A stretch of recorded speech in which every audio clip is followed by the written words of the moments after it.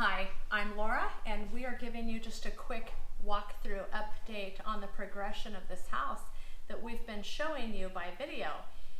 We're really fortunate to be working with a contractor that moves extremely fast, is well organized, and follows the schedule to the T. We have electrical done, subfloor, pocket doors, the plumbing rough-in is done, inspections have been done, and as you can see, the drywall started exactly on time as she stated in the schedule. This woman is super efficient. So you can kind of see what it looks like on, this is a remodel versus new construction, but all electrical has been updated and done. We've got can lights, plumbing rough-in is done, everything is where it's supposed to be, and the drywall is going to go up, and it's going to go up fast.